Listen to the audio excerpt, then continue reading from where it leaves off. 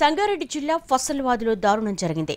తమిళనాడుకు చెందిన ఓ వ్యక్తి వివాహితపై అత్యాచారానికి పాల్పడ్డాడు. భర్త కళ్లెదుటే ఘాతుకానికి ఒడిగట్టాడు కామాంధుడు. మెదక్ జిల్లా అల్లాదుర్గానికి చెందినటువంటి దంపతులు కాలినడకన అనంతపురంలోని నేరడిగుంట సేవాలాల్ గుడికి వెళ్లి తిరిగొస్తుండగా ఈ దారుణం జరిగింది. ఫసల్వాదిలోని జ్యోతిరాస్తు విద్యాపీఠం వద్ద రాత్రి భోజనం చేశారు భార్యాభర్తలు. విద్యాపీఠం పక్కనే ఉన్న ఓ చెట్టు కింద దంపతులు పడుకోవడంతో వివాహితపై కన్నేశాడు అక్కడ పనిచేసే పెయింటర్. మహిళపై అత్యాచారం చేయబోతుండగా అడ్డుకున్న భర్తపై దాడి చేశాడు మాధవన్. డయల్ 100కి కాల్ చేసి పోలీసులకు సమాచారం ఇవ్వడంతో హుటాహుటిన వచ్చి నిందితుడిని పట్టుకున్నారు పోలీసులు. నిందితుడిని అరెస్ట్ చేసి రిమాండ్కు తరలించారు. మరింత సమాచారం మా ప్రతినిధి శ్రీనివాస్ అందిస్తారు.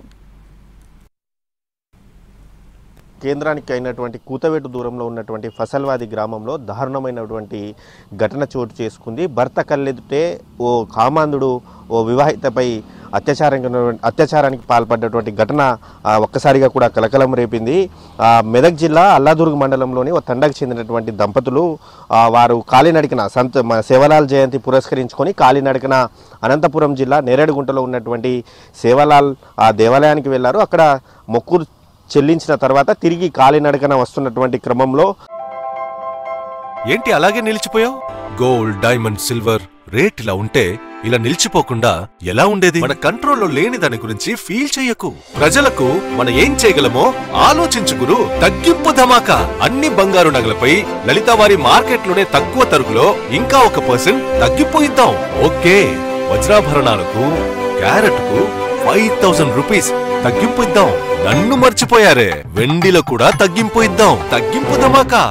సంగారెడ్డి జిల్లా సంగారెడ్డి మండలం ఫసల్వాది గ్రామంలో ఉన్నటువంటి జ్యోతిర్వాస్తు విద్యాపీఠం ఏదైతే ఉందో ఆ విద్యాపీఠంలో వారు రాత్రి భోజనం చేశారు. భోజనం చేసిన తర్వాత మనకు కనిపిస్తున్నటువంటి చెట్టు ఏదైతే ఉందో ఈ చింత చెట్టు కిందే వారు సేద తీరడం జరిగింది. ఇక్కడే భార్యాభర్తలు పడుకోవడం జరిగింది.